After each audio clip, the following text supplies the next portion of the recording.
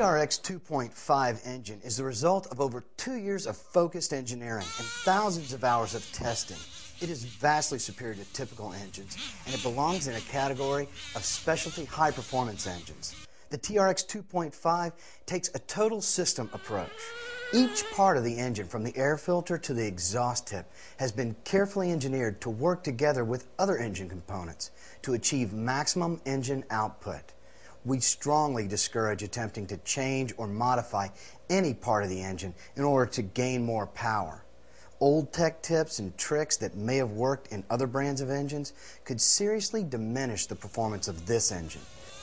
The TRX 2.5 is already the most powerful engine in its class and simply will not benefit from low-tech aftermarket bolt-on performance parts.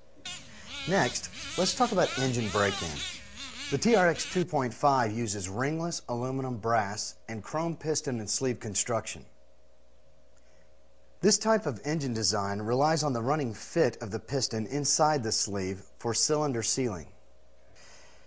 Engine break-in is necessary to allow the piston and the sleeve to develop an extremely precise fit and achieve optimum cylinder sealing.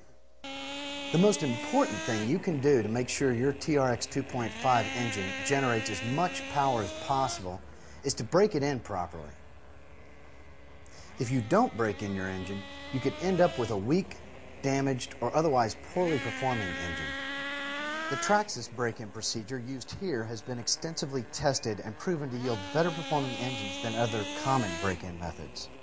Make sure you read and understand the break-in procedure outlined in your operating instructions before you start your engine the first time. You don't need to use special break-in fuels. Traxxas top fuel should be used to ensure correct engine lubrication, highest performance, and ease of tuning. For most applications, use fuel with 10% or 20% nitro. Use the same percentage all the time. If you break in the engine on 20% fuel, then run 20% fuel every day.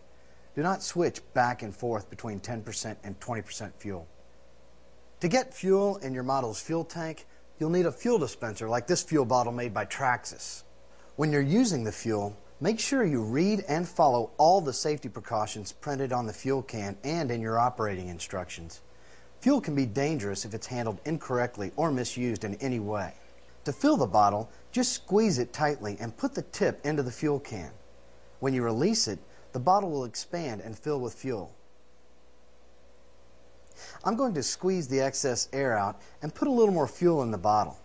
Once the fuel dispenser is full, don't forget to put the lid back on the fuel can. The alcohol component in the fuel attracts moisture that can contaminate the fuel and cause problems with your engine, robbing it of power and making it extremely difficult to start. Now, let's go ahead and put fuel in our model.